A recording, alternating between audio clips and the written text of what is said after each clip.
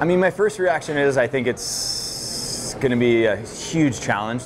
Yeah, concerns mounting from San Diego retailers who sell on the internet. The Supreme Court paving the way for states to require sales tax collection for many online purchases. 10 News reporter John Horn joins us in studio. And John, this looks like it's going to be a hard transition for local retailers. Lots of questions coming from the small retailers who also do business on the internet. Now, this is something brick and mortar stores have been seeking for decades. They say it levels the playing field. But the local retailers who would have to collect the tax are bracing for a complicated, long transition.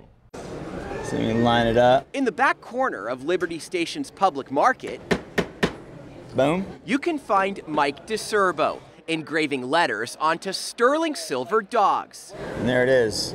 Bella has been blessed. He sells them for about $35 plus tax at the market or on his website. Online, we're open 24/7. Where many pay no tax at all. DeCerbo says about 15% of his sales come on the internet.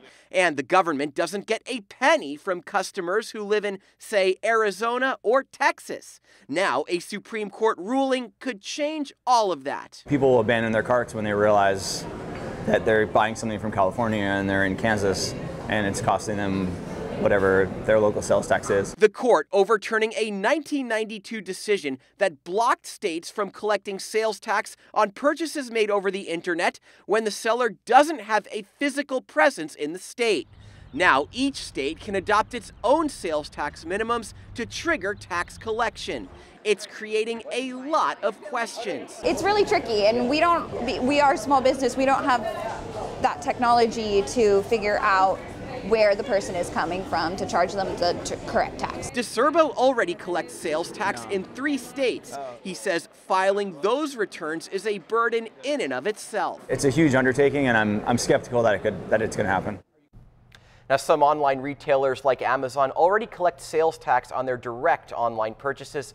So some shoppers at bigger retailers may not notice much. As for what happens next, look for movement from most states to quickly adopt laws to get that sales tax coming in. One local expert told me he expects new laws within 6 months. So new laws could be coming just 6 months away. If that does end up happening, how much money could we see actually come into the state of California from this? Well, let's put it this way. The New York Times put all of this in the billions. Remember, this has been about 20 years going on. Just think about what's happening at malls right now. You've got UTC adding the apartments, the office space, things to do. It's because people are more shopping online. They want to get that money coming in and hopefully get some money for the taxpayer benefit.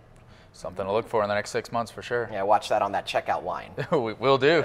Thank you, John. Sure. All right, well, renovate.